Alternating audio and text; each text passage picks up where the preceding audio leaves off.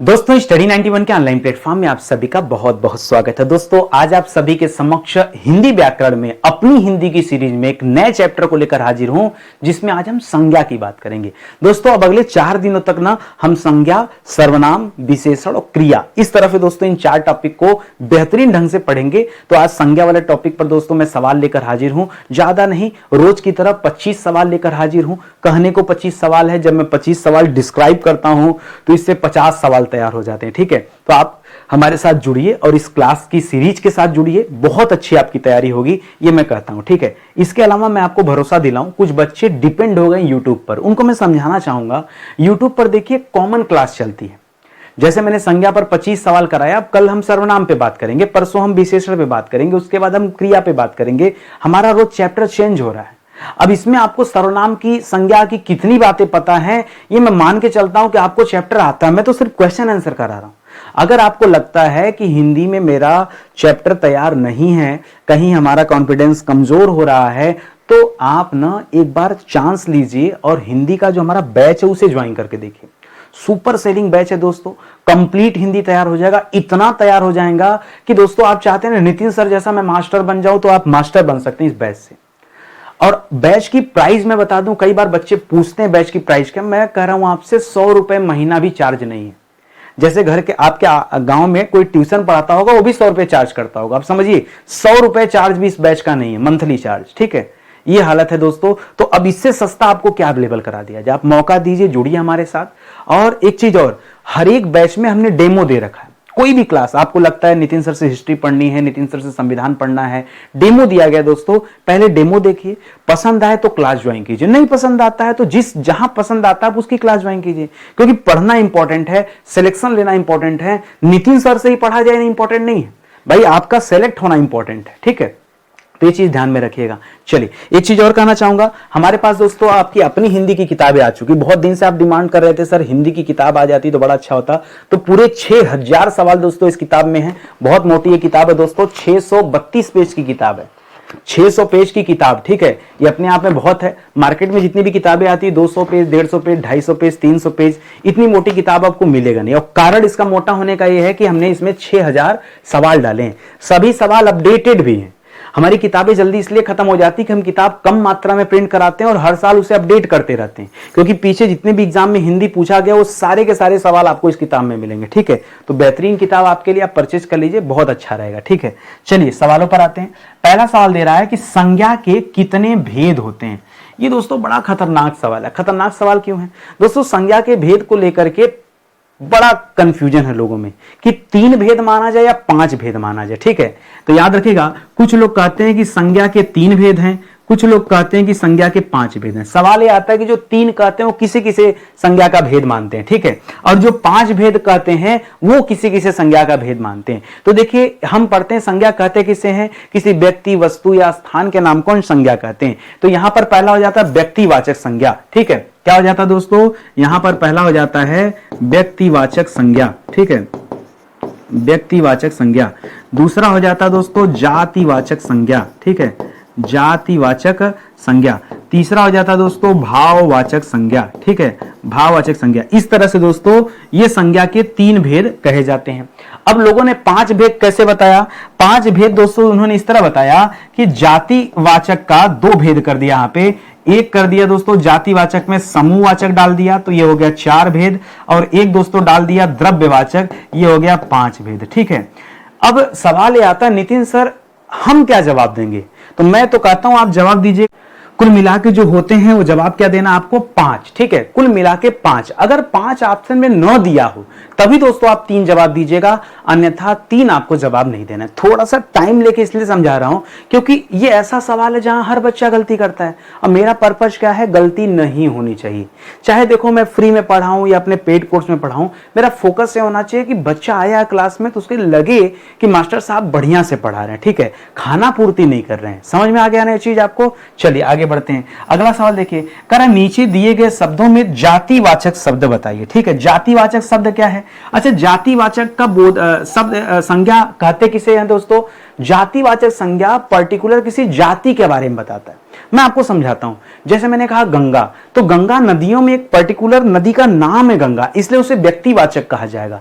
लेकिन यदि मैंने कह दिया नदी, तो नदी में तो बहुत सारी नदियां आती हैं, इसलिए उसे जातिवाचक कहा जाएगा। मैंने कहा पहाड़, ये जातिवाचक शब्द है, लेकिन मैंने कहा हिमालय तो ये व्यक्तिवाचक शब्द है। समझ गए बात को ना? ठीक है, तो इसी तरह से दोस्तों पहचान करना। जैसे अब लड़का में तो बोला नहीं कि कैसा लड़का, मोटा लड़का, दुबला लड़का, काला लड़का, गोरा लड़का, ये तो कुछ बोला नहीं। ठीक है, तो इस वजह से लड़का जो शब्द है दोस्तों, ये जातिवाचक का बोध कराएगा। ठीक है, तो यहां पे लड़का क्या हो जाएगा दोस्तों? ये लड़का हो जाएगा जातिवाचक संज्ञा। देखिए मैं आपको इस तरह से पढ़ाऊंगा कि मैं सब पढ़ाऊंगा। सेना, सेना दोस्तों किस बारे में बताता है? सेना समूह को दिखाती है। सेना किसी एक लोगों में नहीं होगा, सेना में बहुत सारे जवान होंगे, इस वजह से दोस्तों इसे समूहवाचक के अंतर्गत रखा जाता है। ठीक है, समूहवाचक के अंतर्गत रखा जाता है। श्याम किसी बच्चे का नाम है, किसी व्यक्ति का नाम है, इसलिए दोस्तों इसे व्यक्तिवाचक के अंतर्गत रखा जाता है। दुख सुख दोस्तों भाव होता है, इसलिए इसे भाववाचक के अंतर्गत रखा जाता है। ठीक है, तो यहां पर जवाब क्या हो जाएगा? Option number A. ठीक है, सही उत्तर हो जाएगा। मैं आपको पढ़ाऊंगा तो इसी तरीके से पढ़ाऊंगा कि कोई उत्तर नहीं है तो क्यों नहीं है। ठीक है, और इसी तरह से आपको भी पढ़ना चाहिए।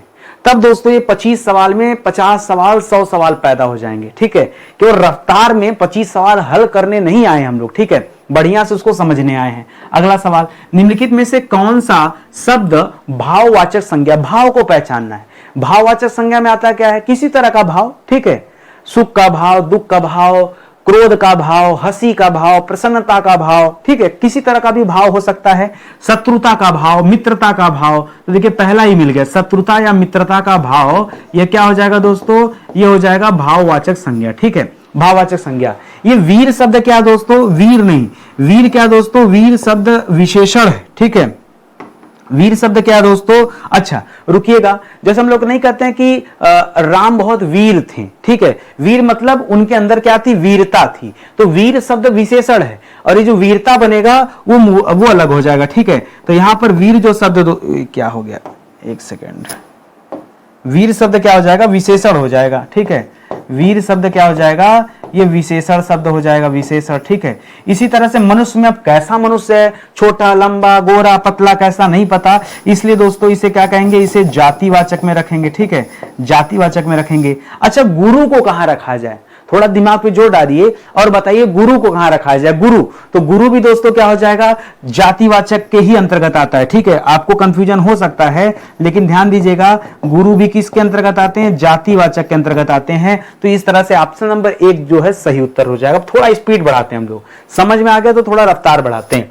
कौन सा शब्द, कौन और सा के बीच में योजक चिन्ह दीजिएगा, कौन सा शब्द भाववाचक संज्ञा है उसको पहचानना है। मिठाई, चतुराई, लड़ाई, उतराई। ठीक है, मिठाई, मिठाई कौन, अच्छा पूछा कौन सा नहीं है, ध्यान दीजिएगा। हम भी कहें यार कि चतुराई भी है, चतुर होने का भाव, लड़ने का भाव, हाँ, उतारने का भाव। मिठाई भाववाचक संज्ञा नहीं है, बल्कि दोस्तों मिठाई क्या दोस्तों? भाववाचक संज्ञा नहीं है। मिठास अगर दिया होता, मिठास, ठीक है, मिठास दे दिया होता दोस्तों, तब दोस्तों ये भाववाचक संज्ञा हो जाता। ठीक है, ये भाववाचक संज्ञा हो जाता। ठीक है, लेकिन मिठाई दे दिया तो मिठाई भाववाचक संज्ञा नहीं है। और ये तीनों दोस्तों पहले से ही भाववाचक हैं। ठीक है, ये भाव दर्शा रहा है, जैसे चतुर होने का भाव, लड़ने का भाव, उतरने का भाव। ठीक है, तो ये दोस्तों क्या हो जाएगा? भाववाचक संज्ञा के अंतर्गत आते हैं। लेकिन आपसे पूछा था कौन सा नहीं है। ठीक है, तो याद रखिएगा मिठाई जो है दोस्तों ये भाववाचक में नहीं आता है। ठीक है, निम्नलिखित में से कौन सा शब्द व्यक्तिवाचक संज्ञा है? बहुत आसान है, किसी व्यक्ति, वस्तु या स्थान के नाम को दोस्तों व्यक्तिवाचक संज्ञा कहते हैं। ठीक है, आइए देखते हैं। देखिए गाय, गाय में तो बहुत तरह की गाय होती, जर्सी गाय, देसी गाय, विदेशी गाय, हाँ, इस तरह से हो सकती है। तो इसलिए गाय को कहा जाता है जातिवाचक संज्ञा। क्या कहा जाता है? जातिवाचक संज्ञा।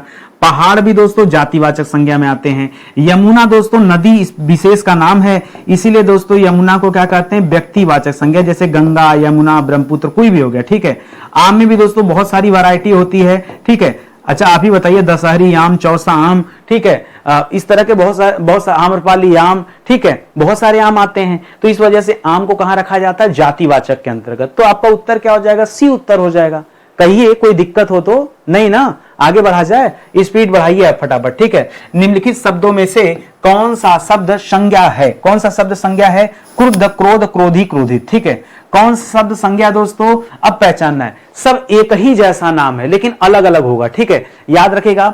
जैसे मैंने कहा क्रुद्ध, तो क्रुद्ध मतलब क्या हो जाता है? क्रुद्ध मतलब हो जाता है, क्रुद्ध एक तरह का विशेषण शब्द है और इसका मतलब होता है विशेषण शब्द है, विशेषण, ठीक है, विशेषण शब्द है, ठीक है, और इसका मतलब होता है गुस्सा करना। क्रुद्ध मतलब क्या हो जाता है? गुस्सा करना, लेकिन है ये शब्द विशेषण, ठीक है। इसी तरह से क्रोध मूल शब्द है। क्रोध क्या दोस्तों? क्रोध मूल शब्द है, और मैंने समझाया था मूल शब्द हमेशा क्या होता है? संज्ञा होता है, ठीक है, मूल शब्द को संज्ञा कहते हैं। क्रोध से बना क्रोधी शब्द है दोस्तों, तो क्रोधी भी क्या है दोस्तों? विशेषण है, ठीक है, क्रोधी भी विशेषण है, क्रोधित भी विशेषण है। अच्छा मुझे एक बताइए, ये क्रोधी क्रोधित में अंतर क्या है? भाई कुछ तो अंतर होगा, क्रोधी क्रोधित में क्या अंतर है भाई? देखिए, क्रोधी मतलब ये व्यक्ति के स्वभाव को दर्शाता है, ठीक है, क्रोधी मतलब जैसे हम लोग कहते हैं ना, व्यक्ति का स्वभाव, ठीक है, इससे पता चलता है। जैसे हम लोग कहते हैं फला व्यक्ति क्रोधी स्वभाव का है, ठीक है, तो क्रोधी स्वभाव को दर्शाता है, जबकि जो क्रोधित लिखा है यह मानसिक स्थिति को दर्शाता है, ठीक है, यह किसी व्यक्ति के मानसिक स्थिति को दर्शाता है। तो अलग अलग शब्द अलग अलग जगह प्रयुक्त किए जाते हैं, यह भी अपने दिमाग में रखेंगे, ठीक है। और आगे बढ़ते हैं, अपने अगले सवाल पर आते हैं। अगला सवाल सुनिए ध्यान से, क्या दे रहा है? अगला दे रहा है स्त्रीत्व। स्त्रीत्व शब्द में कौन सी संज्ञा है बताना, ठीक है। देखिए, अगर केवल स्त्री शब्द दे देता तो चाहे स्त्री दे देता चाहे पुरुष दे देता, ये हो जाता जातिवाचक संज्ञा, ठीक है। लेकिन अब दोस्तों स्त्रीत्व दे दिया, तो स्त्रीत्व दोस्तों ये भाव को दर्शाता है, स्त्रीत्व भाव है, ठीक है। स्त्रीत्व क्या दोस्तों? भाव को दर्शाता है, जैसे मनुष्यत्व ये भी दोस्तों भाव को दर्शाता है, तो याद रखेगा यहां भाववाचक हो जाएगा। केवल स्त्री देता तो दोस्तों जातिवाचक मान लेते हैं, ठीक है, तो बाकी का ऑप्शन दोस्तों गलत है, याद। और यही स्त्री का नाम दे देता कमला निर्मला, तो क्या हो जाता? तब वो व्यक्तिवाचक के अंतर्गत आ जाता, ठीक है, ऐसे पहचानना है, ठीक है। करा इनमें से कौन सा शब्द भाववाचक संज्ञा है, ठीक है। तप तीय भरत चिंता, तो चिंता का भाव, ये चिंता सीधा सीधा आपको भाव लग रहा है, ठीक है। चिंता यहां पर क्या दोस्तों? यह भाववाचक संज्ञा है। भरत दोस्तों नाम हो सकता है व्यक्ति का, जैसे राम के भाई का नाम था, इसलिए दोस्तों इसे व्यक्तिवाचक के अंतर्गत रख सकते हैं। ये तीर को क्या करें? तीर दोस्तों वस्तु का नाम है, तीर क्या है? वस्तु का नाम है। इस वजह से दोस्तों अब तीर में बहुत सारी वैरायटी हो सकती है, कैसी कैसी तीर, तो इसे जातिवाचक के अंतर्गत रख सकते हैं, ठीक है। और तप को भी दोस्तों भाववाचक कहा जा सकता है, ठीक है, इसको भी भाववाचक कहा जा सकता है, लेकिन तप को, ठीक है, हाँ कहा जा सकता है, लेकिन उससे ज्यादा बेहतर आंसर दोस्तों क्या है? चिंता है।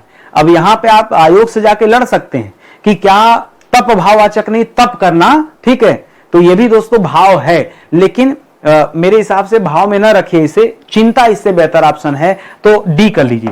देखिए कभी कभी ना ज्यादा सही उत्तर हमें चुनना पड़ता है, हो सकता है आपके परीक्षा में 2-3 उत्तर सही हो, उसमें तो ज्यादा सही कौन है ये देखना पड़ेगा, ठीक है, तो ये चीज ध्यान दीजिएगा। करा बाजार शब्द में कौन सी संज्ञा है? बाजार समूह को दर्शाता है। बाजार क्या दोस्तों? समूह को ये बाजार कोई भाव तो है नहीं, ये समूह को दर्शाता है, ठीक है। तो यहां पे दोस्तों व्यक्ति के नाम को तो बाजार कहते नहीं है, तो व्यक्ति समूह तो गलत है। जातिवाचक और समूहवाचक में आप कंफ्यूजन हो सकते हैं कि सर जाति करेगी समूह करें, तो बाजार में भीड़ होती है, लोग होते हैं, इसलिए समूहवाचक कीजिएगा, ठीक है, जातिवाचक नहीं। करा राष्ट्र की भाववाचक संज्ञा क्या है दोस्तों? राष्ट्र का भाववाचक क्या हो जाएगा? इसका भाववाचक हो जाएगा राष्ट्रीयता, राष्ट्रीय नहीं राष्ट्रीयता, राष्ट्र से का भाववाचक राष्ट्रीयता, ठीक है। जबकि राष्ट्रीय जो शब्द है दोस्तों यह क्या है? यह विशेषण शब्द है, ठीक है, राष्ट्रीय विशेषण शब्द है, ठीक है। और राष्ट्र जो दोस्तों मूल शब्द है, तो ये विशेष शब्द है, ठीक है। तो यहां राष्ट्रीयता होगा, राष्ट्रीयता दोस्तों भाववाचक संज्ञा हो जाएगा, ठीक है, क्या हो जाएगा? भाववाचक संज्ञा हो जाएगा, ये आप जवाब दीजिएगा। करा सुंदरता में कौन सा संज्ञा है? सुंदरता में कौन सी संज्ञा दोस्तों? किसी व्यक्ति का नाम तो है नहीं, समूह भी नहीं है, जाति भी नहीं है, सुंदरता भाव है, ठीक है। जैसे मित्रता हो गया, शत्रुता हो गया, सुंदरता हो गया, हंसी हो गया, क्रोध हो गया, ये सब दोस्तों भाव के अंतर्गत आते हैं, ये आप याद रखेंगे, ठीक है। करा मीठा का भाववाचक संज्ञा क्या होगा? अभी पीछे मैंने बताया था कि मीठा का मिठास हो जाता है, क्या हो जाता है दोस्तों? मीठा का मिठास हो जाता है, ये आप पीछे ही आपको बताया था, ठीक है। तो मीठा का मिठाई नहीं, मीठा का मिठास हो जाएगा, मीठी मधुर भी नहीं, तो ऑप्शन नंबर बी आपका बिल्कुल सही उत्तर है। आगे बढ़िए, निम्नलिखित में से कौन सा शब्द संज्ञा है? जो संज्ञा उसे पहचानिए। तो गंगा, पुराना, नीला, मोटा। गंगा दोस्तों संज्ञा है, और संज्ञा में कौन सी संज्ञा है दोस्तों? यह व्यक्तिवाचक संज्ञा है। क्यों? क्योंकि नदी विशेष का यह नाम है, ठीक है। बाकी पुराना, नया, नीला, पीला, मोटा, ये सब दोस्तों क्या है दोस्तों? ये सब विशेषण शब्द है। क्या है? ये सब विशेषता बताने वाले ये विशेषण शब्दों के अंतर्गत आते हैं। तो ये उत्तर नहीं है, आपका उत्तर हो जाएगा ऑप्शन नंबर 1 यहां पर सही उत्तर है, ठीक है।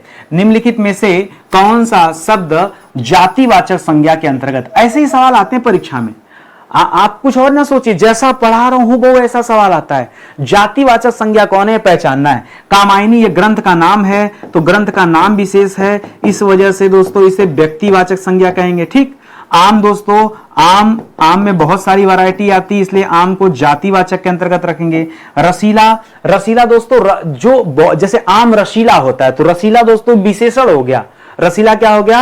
या भाव भी कर सकते हैं, ठीक है। या तो भाववाचक रसीला होने का भाव, या तो दोस्तों आम बहुत रसीला है, यह विशेषण भी हो सकता है, ठीक है। यह विशेषण भी हो सकता है, ठीक है, विशेषण।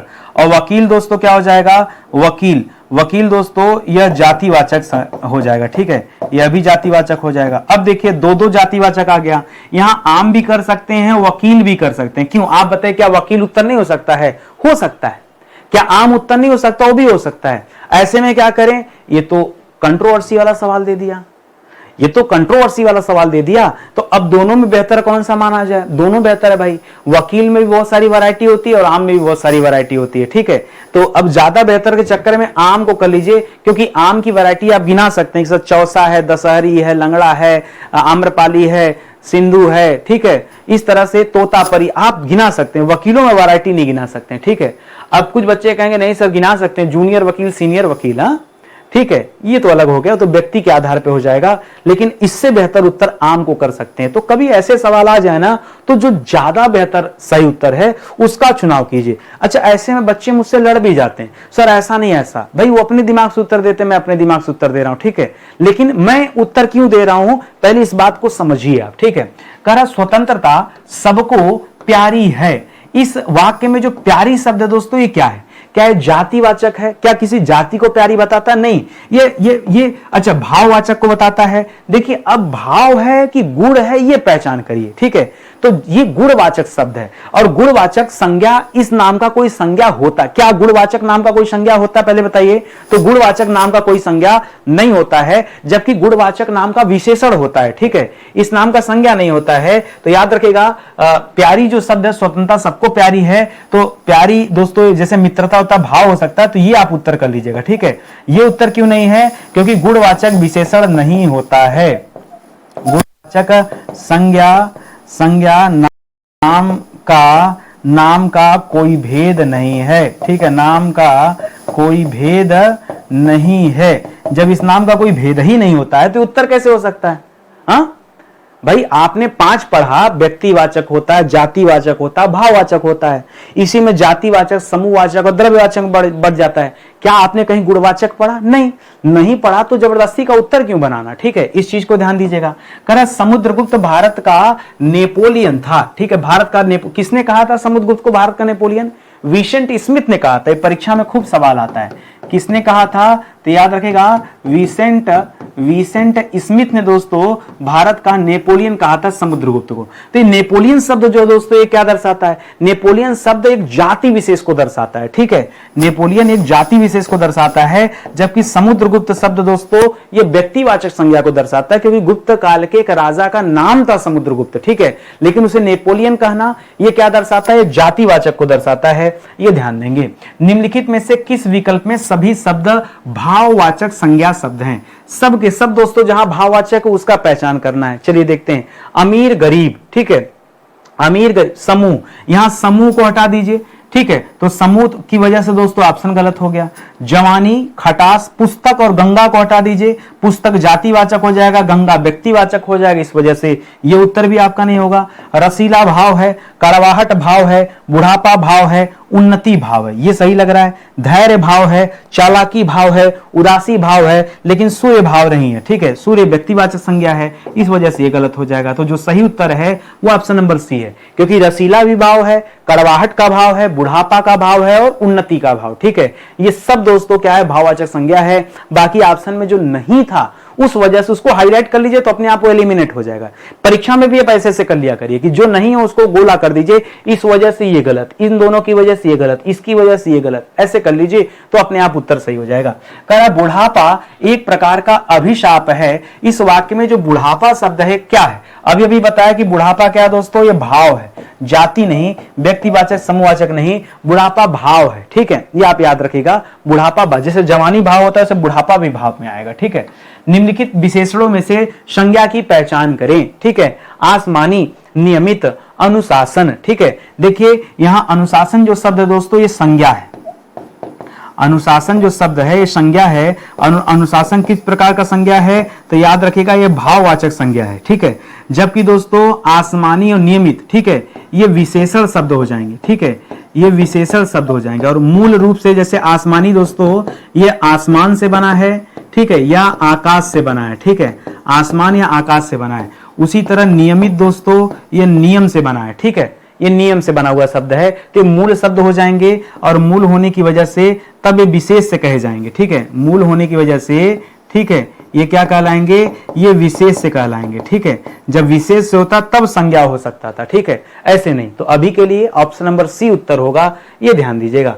निम्नलिखित में से कौन सा शब्द समूहवाचक संज्ञा नहीं है, जो नहीं है वो बताना है। सभा, इसमें भी बहुत सारे लोग रहते हैं, कक्षा, इसमें भी बहुत सारे लोग रहते हैं, भीड़, इसमें भी बहुत सारे लोग रहते हैं, लेकिन दौड़ दोस्तों क्या है, ये समूहवाचक नहीं है, ठीक है। दौड़ना अगर लिख देता, दौड़ से दौड़ना बना है, तो दौड़ना क्या हो जाता दोस्तों, दौड़ना हो जाता क्रिया, दौड़ना क्या हो जाता, क्रिया हो जाता, ठीक है। ये समूहवाचक में नहीं है दौड़, तो इसको आप ध्यान में रखेंगे। ऐसे दोस्तों आप पढ़िएगा, केवल ये नहीं पढ़ना कि किसी सवाल का जवाब क्या है, यह भी जानना है कि बाकी के जो 3 ऑप्शन हैं वो उत्तर क्यों नहीं हो सकते हैं, ये आपको जानना पड़ेगा, ठीक है। कह संज्ञाओं के साथ आने वाली विभक्तियों को क्या कहा जाता है, ध्यान से सोचिए, समझिए, तब बताइए संज्ञाओं के साथ आने वाली विभक्तियों को क्या कहा जाता है, ठीक है। ये आपके लिए नया सवाल है। जिन बच्चों को लगता था कि सर हम 25 में 25 सही कर सकते हैं, अब 20 नंबर के बाद ये अगला 5 सवाल थोड़ा समय लेवल अप करके रखता हूं कि 25 में 25 ना पाए, क्योंकि 25 में 25 आ जाएगा तो मन में अहंकार आ जाएगा, अरे हम हिंदी के बादशाह हैं, हम तो सब सही करते, तो 1-2 नंबर काटना पड़ता है हमको, ठीक है। ये नया सवाल आ गया, ठीक है दोस्तों। संज्ञाओं के साथ आने वाली विभक्तियों को क्या कहा जाता है, इसे कहा जाता है विश्लिष्ट। श्लिष्ट नाम का कुछ नहीं होता है, 2 होता है, संश्लिष्ट और विश्लिष्ट। समस्या इस बात की है, अगर मैंने ये उत्तर बता भी दिया तो क्या गारंटी कि आपको याद हो जाएगा। आप ये समझिए, आपको सही मायने में संश्लिष्ट और विश्लिष्ट का अंतर ही नहीं पता है कि क्या सवाल पूछ रहा और क्या हमको बताना है, ठीक है। चलिए मैं आपको बता देता हूं दोस्तों कि छोड़िए संश्लिष्ट नहीं, यहां श्लिष्ट और विश्लिष्ट याद रखिएगा, ये 2 होते, संश्लिष्ट नहीं होता है, याद रखेंगे। जैसे मैंने विश्लिष्ट कहा, ठीक है, और आप समझिए जैसे मैंने कहा राम ने रावण को मारा, ध्यान सुनिएगा, राम ने रावण को मारा, ठीक है, उदाहरण दे रहा हूं, राम ने, तो यहां पर ने क्या है दोस्तों, ये राम से अलग है, वही लिख रहा संज्ञा, राम संज्ञा है। बताइए राम क्या है दोस्तों, यहां पे राम संज्ञा है। संज्ञा के साथ आने वाली विभक्ति, विभक्ति कितने प्रकार की होती है, विभक्ति 8 प्रकार की होती है। कर्ता, कर्ता ने, कर्ता का पहचान ने, कर्ता, कर्म, करण, अपादान, संप्रदान, ये सब पढ़ते हैं ना, कुल 8 प्रकार की विभक्तियां होती हैं। तो संज्ञाओं के साथ आने वाली विभक्ति और संज्ञाओं से अलग रहने वाली विभक्ति, तो यहां पे आ जाता है दोस्तों श्लिष्ट। जैसे मैंने कहा राम ने, तो ये दोस्तों राम के साथ आ रही है, राम ने। या जैसे मैंने कहा पेड़ पर चिड़ियां बैठी हैं, घर में कक्षा में बच्चे पढ़ रहे हैं, ठीक है। जैसे मैंने कहा पेड़ पर चिड़ियां बैठी हैं, ठीक है, कक्षा में बच्चे पढ़ रहे हैं, ठीक है, इस तरह से हो सकता है। घर में बच्चे सो रहे हैं, इस तरह से। तो ये हो जाता दोस्तों, इसी को कहते हैं विश्लिष्ट, ठीक है। और संश्लिष्ट में क्या हो जाता है, वो जुड़ जाता है, कर्ता के साथ चिपक जाता है। जैसे ने को अलग ना किया जाए, जैसे कहा जाए मैंने आम खाया, उसने आम खाया, ठीक है। जैसे हमने यहां क्या कर लिया दोस्तों, जैसे हमने यहां कर लिया, अलग पेन से लिख लीजिए इसे, ठीक है। जैसे हमने यहां कर लिया उसने, ठीक है, उसने, तो जाके उसने जुड़ गया यहाँ पे। जैसे मैंने कह लिया मैंने, ठीक है, मैंने, ठीक है, तो ये दोस्तों मैंने या उसने में जो ने शब्द था दोस्तों ये आके जुड़ गया। जैसे तुमसे, ठीक है, तुमसे चला नहीं जाता, तुमसे पढ़ा नहीं जाता, ठीक है, तुमसे। जैसे उसको पढ़ना नहीं आता, उसको, तो याद रखेगा ये श्लिष्ट कहा जाता है। जो जुड़ा होता है श्लिष्ट होता है, जो नहीं जुड़ा होता है उसे विश्लिष्ट कहते हैं, ठीक है। तो विभक्ति हो जाता है यहाँ पे, तो विश्लिष्ट हो जाएगा, यहाँ पे बी उत्तर हो जाएगा, श्लिष्ट आपका जवाब नहीं होगा, ठीक है। तो देखिए कुछ नया भी सीखने को मिले ना, ऐसा नहीं कि नितिन सर की क्लास में है तो फिर घिसा पीटा कहानी चलती रहे, नहीं, कुछ नया भी आपको मिलना चाहिए। कह क्रियार्थक संज्ञा सदा किस रूप में रहती है? क्रियार्थक संज्ञा। अब क्रियार्थक संज्ञा का मतलब क्या होता है, पूछ रहा है कि ये हमेशा किस रूप में रहती है, तो क्रियार्थक संज्ञा हमेशा एक वचन में रहती है और पुल्लिंग में रहती है। चलिए मैंने अगर ये बात आपको बता दिया तो क्या गारंटी की बात आपको एग्जाम में याद रहेगा? हो सकता है आप बहुवचन पुल्लिंग कर लें, हो सकता है बहुवचन स्त्रीलिंग कर लें, हो सकता है एक वचन स्त्रीलिंग कर लें, आपको याद कैसे रहेगा? और सर आप पहले साबित करके दिखाइए कि ये क्रियार्थक संज्ञा कैसे हमेशा पुल्लिंग होती है और एक वचन होती है। जैसे मैं आपसे पूछूं दौड़ना, भागना, सोना, उठना, टहलना, घूमना, उड़ना, ये क्या है? आप कहेंगे सर ये क्रिया है। कोई दिक्कत है आपको? क्रिया। अब मैं इसी क्रिया से एक क्रिया को संज्ञा में डाल करके एक वाक्य बना रहा हूं। जैसे मैं कहूं कि टहलना स्वास्थ्य के लिए लाभदायक होता है, तो टहलना तो क्रिया है, लेकिन यहां पर टहलना क्या काम कर रहा है? कर्ता का काम कर रहा है, संज्ञा का काम कर रहा है, ठीक है। जैसे ध्यान दीजिएगा, जैसे मैं आपसे कहूं टहलना स्वास्थ्य के लिए लाभदायक है, टहलना स्वास्थ्य के लिए लाभदायक है, तो यहां पे जो टहलना शब्द है ये क्रियार्थक संज्ञा हो गया, और इसकी वजह से देखिए सब ये पुल्लिंग हो गया, स्त्रीलिंग नहीं बनेगा, हमेशा एक वचन पुल्लिंग बनेगा। आप इस वाक्य को पढ़कर कहीं ढूंढ दीजिए क्या ये बहुवचन बन सकता है, आप चाहे जितना बना लीजिए, ठीक है, चाहे जितना बना लीजिए, आपको बहुवचन नहीं मिलेगा, हमेशा एक वचन पुल्लिंग ही मिलेगा, ये आप ध्यान दीजिएगा। तो थोड़ा सा लीक से हटकर सवाल, और 2 विकेट गिर चुके हैं। अगर 20 में एक आध सवाल और गलत कर लिए होंगे आप लोग तो 3 सवाल आपके बड़े आसानी से गलत हो गए, ठीक है। 25 में 25 करके दिखाइए, सीरीज बड़ी प्यारी है। निम्नलिखित विकल्पों में से किस विकल्प में सभी शब्द संज्ञाएं हैं? एक्सीडेंटल सवाल है, करके देखो, लड़ोगे गिरोगे नंबर कटेगा, ठीक है। करा सभी शब्द क्या है दोस्तों? संज्ञा है, ठीक है। आइए, राम व्यक्तिवाचक संज्ञा है, रामचरितमानस ये ग्रंथ का नाम है, पुस्तक का नाम है, ये भी व्यक्तिवाचक संज्ञा है, पुस्तक दे देता तो जातिवाचक संज्ञा हो जाता। गंगा ये भी दोस्तों व्यक्तिवाचक संज्ञा है, तो ये तो सभी हो गया सही, ठीक है। कृष्ण, कामायनी, मिठास दोस्तों क्या हो जाएगा? मिठास ये भाववाचक संज्ञा है, ठीक है, ये भाववाचक संज्ञा है। कामायनी ग्रंथ का नाम है, ठीक है, यह व्यक्तिवाचक संज्ञा है, यह व्यक्तिवाचक संज्ञा है। और कृष्ण यह भी व्यक्तिवाचक संज्ञा है, ठीक है, व्यक्तिवाचक संज्ञा है। लखनऊ, आम, बुढ़ापा भी दोस्तों क्या है? बुढ़ापा भाववाचक संज्ञा है। आम जातिवाचक संज्ञा है, आम जातिवाचक संज्ञा है। लखनऊ व्यक्तिवाचक संज्ञा है, ठीक है। आगे देखिए, ममता भाववाचक संज्ञा है। वकील जातिवाचक संज्ञा है। पुस्तक जातिवाचक संज्ञा है, ठीक है। यहाँ राम व्यक्तिवाचक संज्ञा है। रामचरितमानस पर्टिकुलर ग्रंथ का नाम है, यह भी व्यक्तिवाचक संज्ञा है, ठीक है। और गंगा भी दोस्तों व्यक्तिवाचक संज्ञा है। समस्या था कि सब में सब संज्ञा है, लेकिन कोई एक संज्ञा कहां रिपीट हो रही? देखिए पहले वाले में सब क्या दिया दोस्तों? सब व्यक्तिवाचक दिया, तो ये उत्तर कर सकते हैं, क्योंकि बाकी में मिक्स है, व्यक्ति भाव, तो ये अलग हो गया। व्यक्ति जाति भाव एकदम अलग हो गया। भाव जाति ये भी अलग हो गया। तो जो सेम है वो दोस्तों, तो यहां इसको बोलना चाहिए कि किस विकल्प में सभी व्यक्तिवाचक संज्ञा, ऐसे देना चाहिए था। चलिए कोई बात नहीं, अपने हिसाब से सुधार कर लीजिएगा। जो बेहतर आंसर है वो ए है। क्यों ए है ये आप समझ गए, मैंने समझा दिया आपको, ठीक है।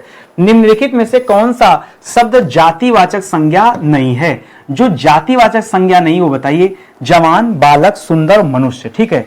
मनुष्य मैंने पीछे पढ़ाया था, मनुष्य जातिवाचक संज्ञा होती है, यह आपने रट के बैठा है। बालक दोस्तों जातिवाचक संज्ञा होता है, यह भी आप रट के बैठे हैं, ठीक है, ठीक है। जवान दोस्तों, यह भी दोस्तों जातिवाचक संज्ञा होता है, जवान, ठीक है, जवान, ठीक है, अरे सेना का जवान, ये भी जातिवाचक। ये सुंदर शब्द दोस्तों विशेषण है, ये जातिवाचक संज्ञा नहीं है। सुंदरता देता तो भाववाचक कर लेता, ध्यान दीजिएगा। अगर यही क्या दे देता, सुंदरता, सुंदरता देता तो दोस्तों क्या कर लेता, मैं भाववाचक मान लेता, ठीक है, भाववाचक मान लेता।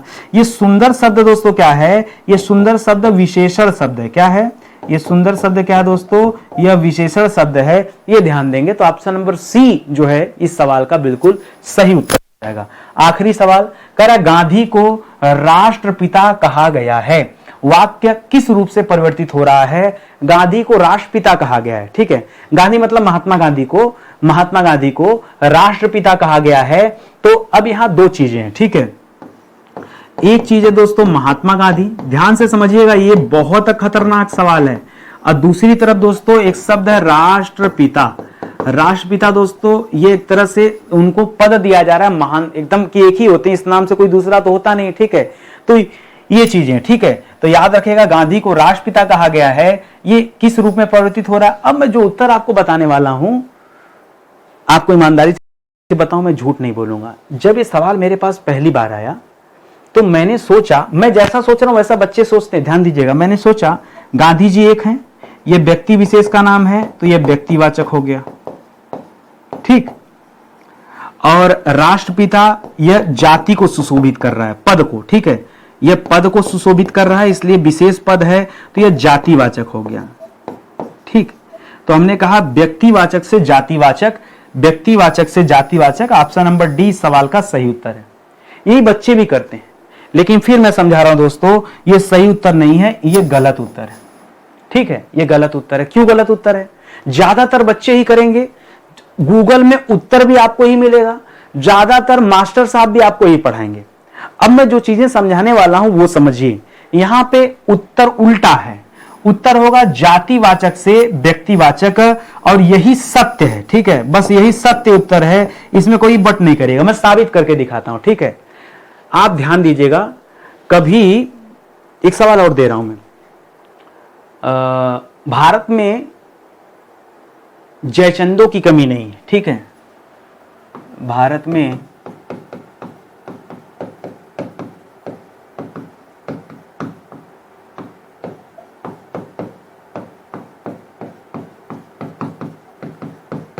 जयचंदो।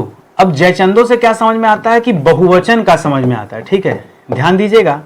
जब बहुवचन लायक कोई चीज आ जाए, ठीक है, तो हमेशा याद रखेगा तब आपका उत्तर दोस्तों व्यक्तिवाचक से जातिवाचक की तरफ जाएगा, व्यक्ति से जाति की तरफ जाएगा। लेकिन अगर बहुवचन का प्रयोग नहीं हो रहा है, किसी चीज को लाके एक वचन पे रखा जा रहा है, तो हमेशा उत्तर जो होगा वो जातिवाचक से व्यक्तिवाचक होगा। ये कॉन्सेप्ट होता है, ये व्याकरण का नियम होता है। आप चाहें तो गूगल सर्च कर सकते हैं, बढ़िया किताब से पढ़ सकते हैं। मैं इसलिए समझा रहा हूं क्योंकि एग्जाम में सवाल आया तो एक नंबर हर बच्चा गलत करेगा, खोएगा आपका नंबर, तो मैं नहीं चाहता आपका नंबर खोए, इस वजह से मैं आपको आगाह कर रहा हूं कि देखो ये गलती नहीं करना आप, ठीक है। तो जब कभी ये सवाल आए तो जातिवाचक से व्यक्तिवाचक उत्तर देना, यही सत्य है। क्यों, क्योंकि ये दोस्तों बहुवचन की तरफ नहीं जा रहा है, तो हमेशा आपको इस तरह से उत्तर देना है, ठीक है, इस तरह से जवाब देना है। इसमें यही कॉन्सेप्ट है, अरे चीज वो पढ़ाओ जो बच्चों को याद हो जाए, हवा हवाई वाली पढ़ाने वाली बात नहीं है, ठीक है। तो आप जुड़िए हमारे साथ, इंतजार खत्म हो गया है क्योंकि आपकी अपनी हिंदी की किताब दोस्तों आ चुकी है।